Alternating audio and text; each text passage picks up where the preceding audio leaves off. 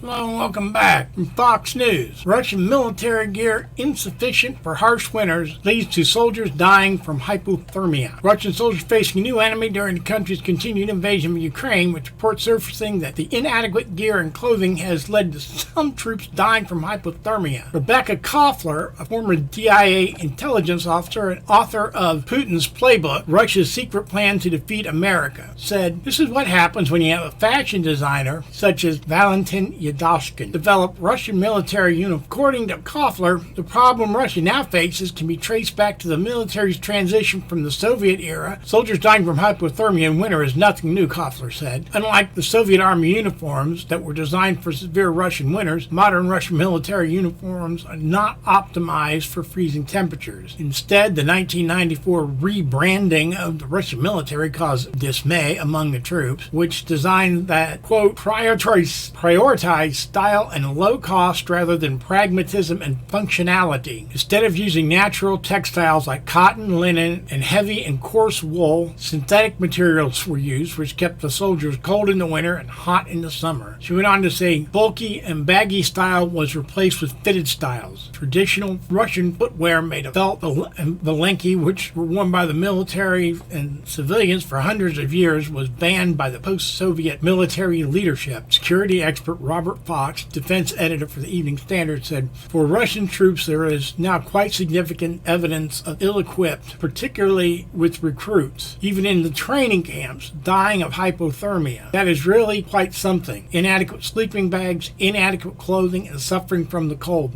They find it difficult fighting in the cold, but the fighting is going on."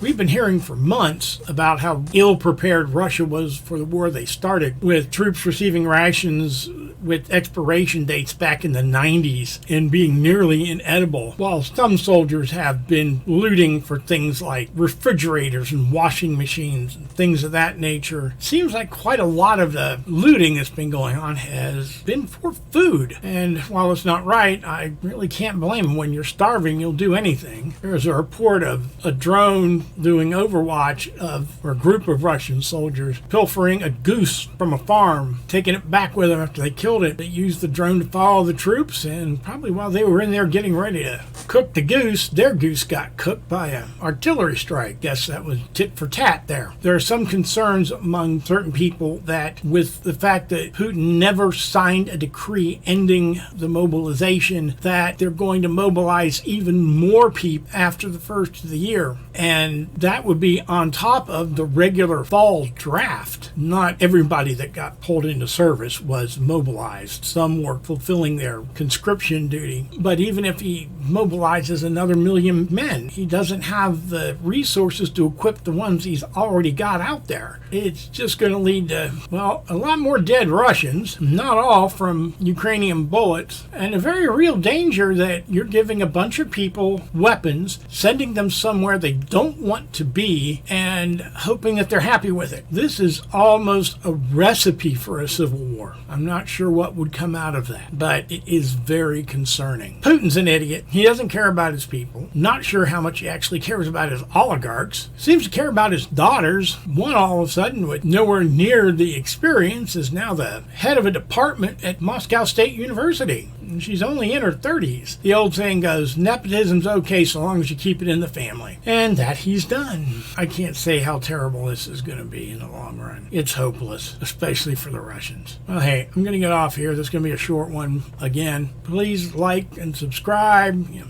Thumbs up thing down there. Thanks for watching. Stay safe, and I'll see you tomorrow. Bye.